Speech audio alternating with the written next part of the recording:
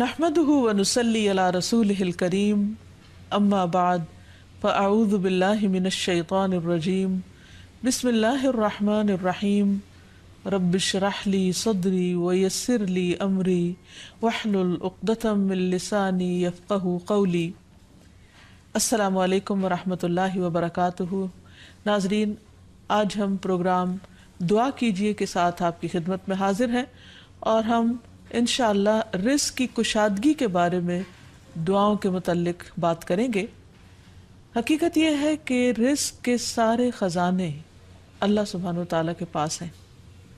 اور اللہ سبحانہ وتعالیٰ اپنی ساری مخلوق کو رزق دے رہا ہے اور ہر طرح کا رزق دے رہا ہے، اور پھر بھی اس کے خزانوں میں کمی نہیں واقع ہوتی۔ ایک حدیث قدسی میں آتا ہے، اللہ تعالیٰ فرماتے ہیں کہ اے تمام جن و انس، اولین و آخرین، اگر تم سب کے سب ایک چٹیل میدان میں، کھلے میدان میں اکٹھے ہو جاؤ اور پھر سب اپنی حاجات مجھ سے مانگو، اپنی ضروریات مجھ سے طلب کرو، اور میں تم سب کو وہ عطا کروں جو تمہیں چاہیے، تو بھی میرے خزانوں میں اتنی کمی بھی واقع نہیں ہوتی جتنی سوئی کو سمندر میں ڈالنے سے واقع ہوتی ہے۔ لیکن بات یہ ہے کہ انسان جب اللہ سے مانگے تو پورے یقین کے ساتھ مانگے، امید رکھ کے مانگے، اور کسی بھی قسم کی مایوسی کا شکار نہ ہو، کیونکہ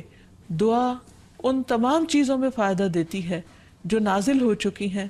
اور ان میں بھی فائدہ دیتی ہے جو نازل نہیں ہوئی، یعنی وہ تمام مشکلات جو انسان پہ پڑ چکی ہیں یا آئندہ آنے والی ہیں، ان دونوں کے سلسلے میں دعا کرنا انسان کو فائدہ دیتا ہے۔ لیکن یہ یاد رہے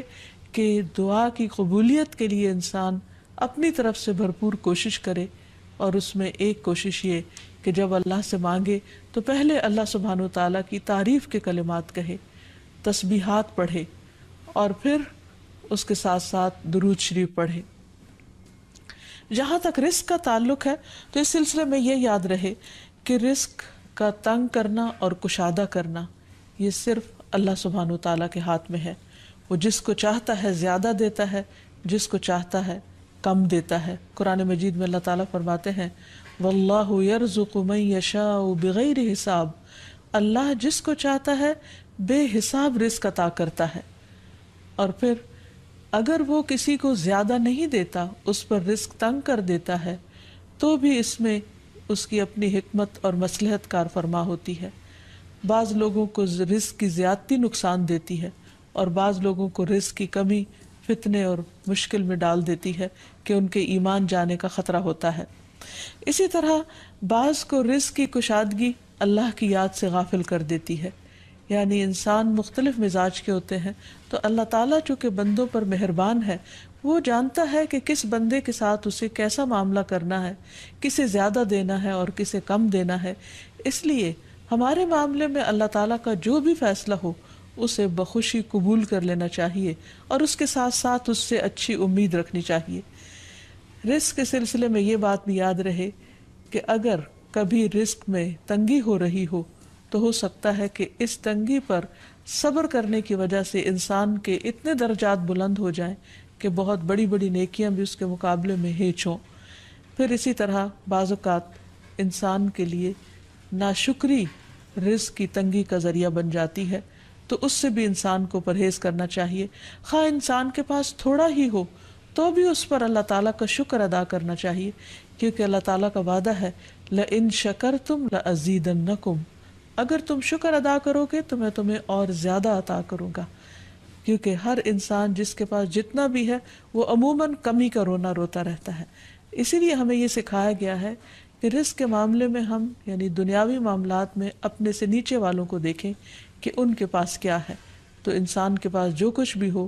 انسان اس پر راضی ہو سکتا ہے، مطمئن ہو سکتا ہے، خوش ہو سکتا ہے، اور اللہ تعالیٰ کا شکر گزار ہو سکتا ہے۔ اور یہ ہمیشہ یاد رکھے کہ اصل میں الرزاق تو اللہ تعالیٰ ہی ہے۔ اس لیے جب بھی رزق کے معاملے میں کسی بھی قسم کی کوئی مشکل ہو، اونچ نیچ ہو، تو فوراً اللہ تعالیٰ کی طرف انسان رجوع کرے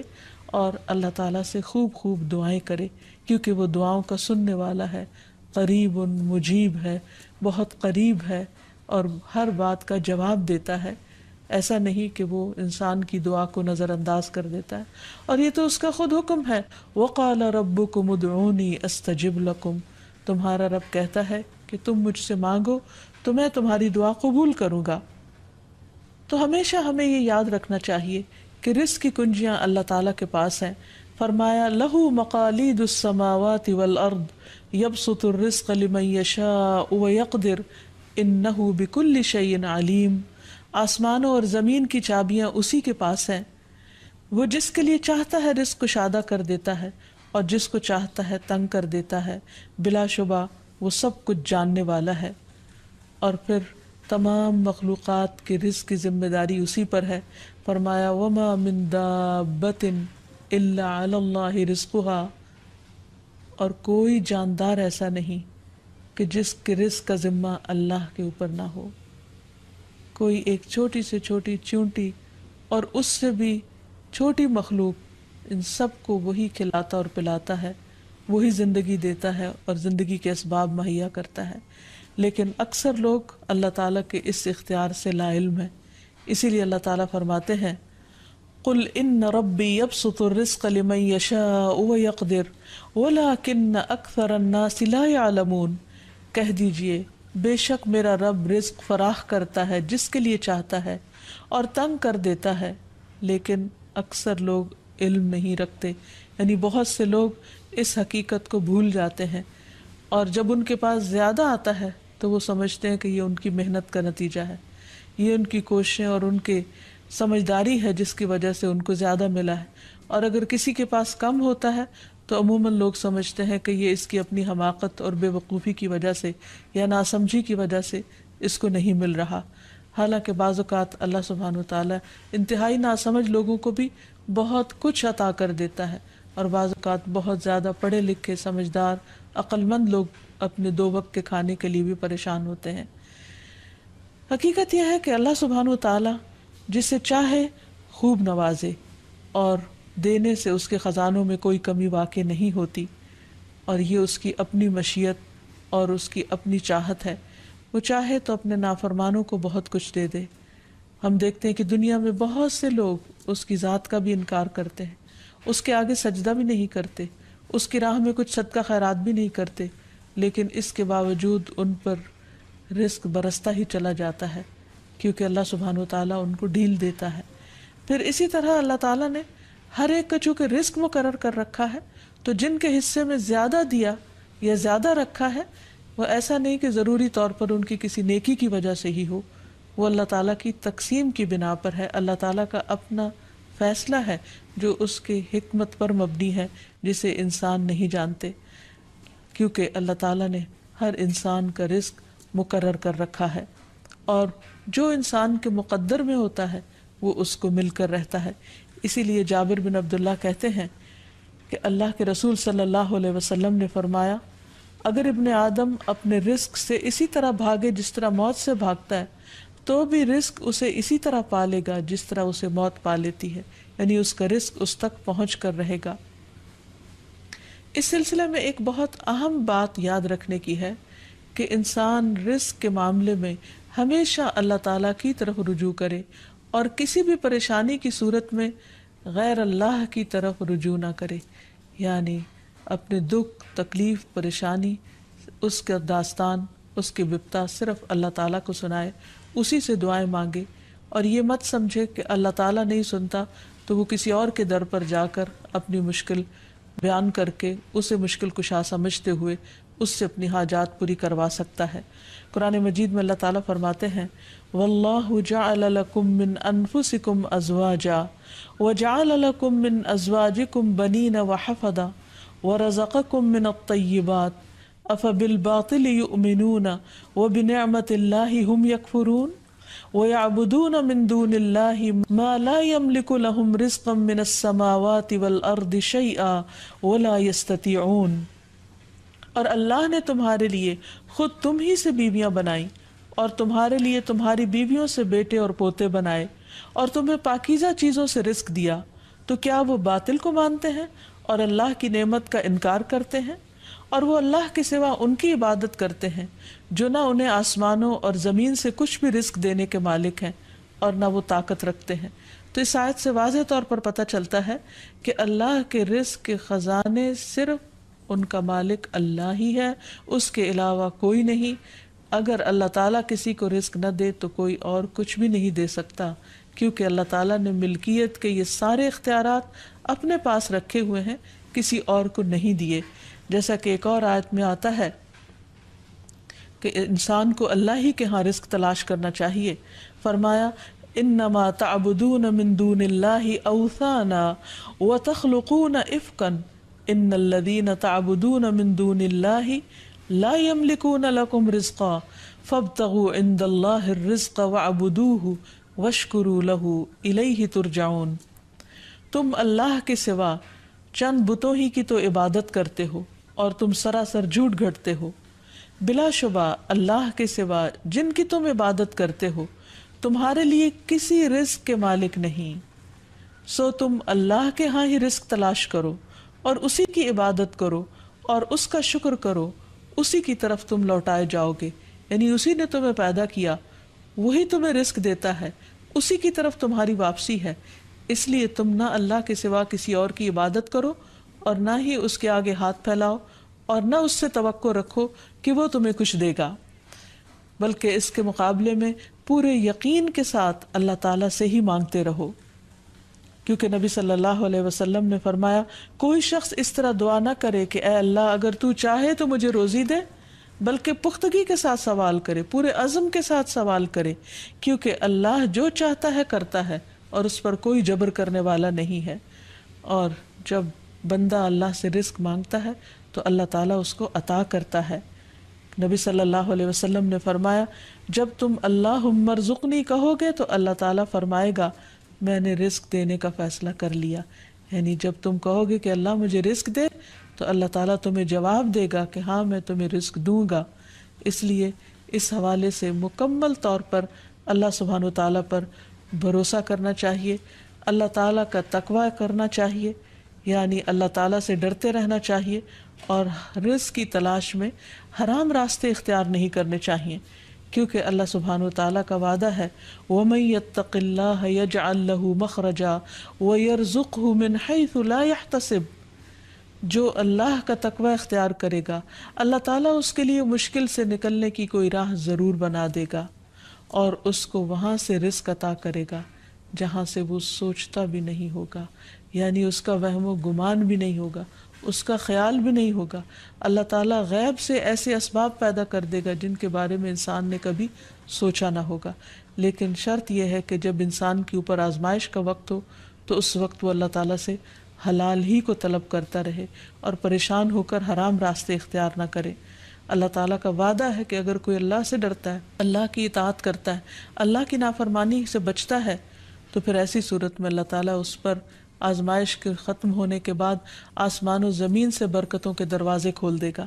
فرمایا وَلَوْ أَنَّ أَهْلَ الْقُرَىٰ آمَنُوا وَاتَّقَوْا لَفَتَحْنَا عَلَيْهِمْ بَرَكَاتٍ مِّنَ السَّمَاءِ وَالْأَرْضِ۔ اور اگر یہ بستیوں والے ایمان لے آتے اور اللہ کا تقوی اختیار کرتے تو ہم ان پر آسمان اور زمین کی برکتوں کے دروازے کھول دیتے۔ یعنی اللہ تعالیٰ ان دروازوں کو بند کر کے آزماتا ضرور ہے، لیکن وہ دیکھتا یہ ہے کہ بندہ کرتا کیا ہے، اور جب بندہ اللہ کی اطاعت ہی کا عزم دل میں رکھتا ہے تو اللہ تعالیٰ اپنی رحمت عام کر دیتا ہے۔ پھر یہ کہ انسان کو اللہ کی تقسیم پر راضی رہنا چاہیے۔ اگر اپنے سے زیادہ کسی کو ملا ہے تو اس پر حسد نہیں کرنا چاہیے، اور اگر اپنے سے کم کسی کے پاس ہے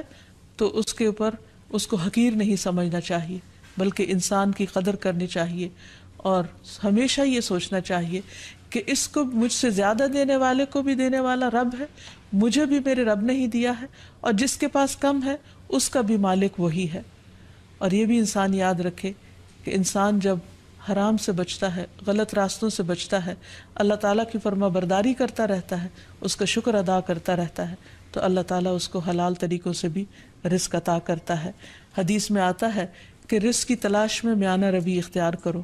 یعنی بہت ڈیسپریٹ نہ ہو جاؤ، اللہ تعالیٰ ضرور دروازہ کھولے گا۔ کہیں ایسا نہ ہو کہ رزق کا مؤخر ہونا یعنی ڈیلے ہونا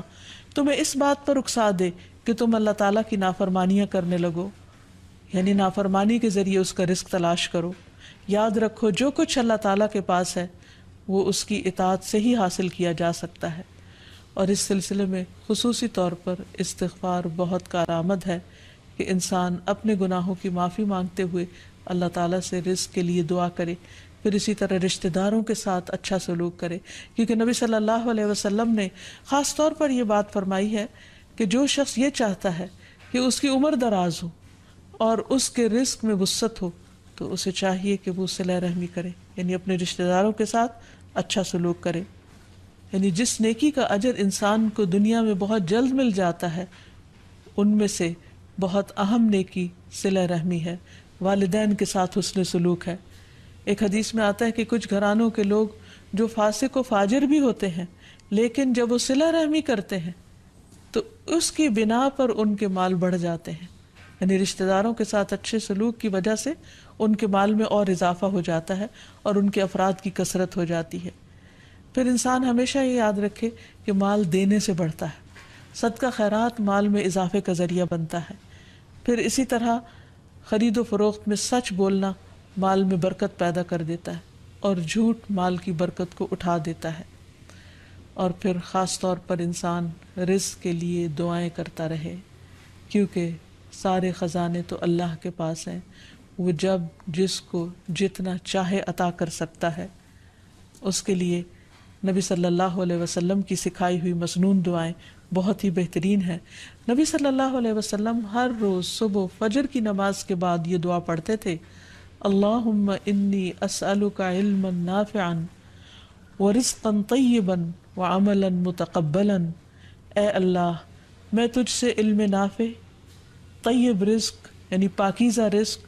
اور مقبول عمل کا سوال کرتا ہوں، یعنی ایسے عمل کی توفیق دے جو تیرے ہاں قبول ہو جائے، تجھے پسند آ جائے۔ اور اس کے ساتھ ساتھ انسان کو حرام سے بچنے کی دعا کرنی چاہیے۔ اس سلسلے میں آپ صلی اللہ علیہ وسلم نے جو دعا سکھائی وہ ہے، اللہم اکفنی بحلالک عن حرامک واغننی بفضلک عمن سواک۔ اے اللہ، اپنے حلال کے ذریعے حرام سے میری کفایت فرما، یعنی مجھے اتنا حلال دے کہ مجھے حرام کی ضرورت ہی نہ رہے، اور اپنی مہربانی سے مجھے اپنے علاوہ ہر ایک سے بے نیاز کر دے، یعنی مجھے انسانوں کا محتاج نہ کر، کسی اور کا محتاج نہ کر، صرف اپنے خزانوں سے عطا فرما۔ پھر اسی طرح خاص طور پر بڑھاپے کی زندگی کے لیے وسعت رزق کی دعا کرنی چاہیے، کیونکہ جب انسان بوڑھا ہو جاتا ہے تو اس کے اعضاء کمزور ہو جاتے ہیں، وہ اپنے لیے خود کچھ کمائی نہیں کر سکتا، وہ دوسروں پر ڈپینڈنٹ ہو جاتا ہے، تو اس وقت وسیع رزق کی دعا سکھائی گئی۔ فرمایا، اللہم اجعل اوسع رزقک علی عند کبر سنی وانقطاع عمری۔ اے اللہ، جب میں بوڑھا ہو جاؤں اور میری عمر ختم ہونے لگے تو میرے رزق کو وسیع کر دے۔ اور رزق کی دو بڑی قسمیں ہوتی ہیں، ایک وہ رزق جو ظاہری طور پر جسموں کی غذا بنتا ہے یا انسان کی مادی ضروریات پوری کرتا ہے، اور دوسرا روحانی رزق، اور وہ رزق جو انسان کے غم ہم کو دور کرتا ہے، یعنی لوگوں کی محبت اور توجہ، اور خاص طور پر بڑھاپے میں اولاد اور رشتہ داروں کا قریب ہونا، پاس ہونا، یہ انسان کی بنیادی ضرورتوں میں سے ہے۔ تو انسان جب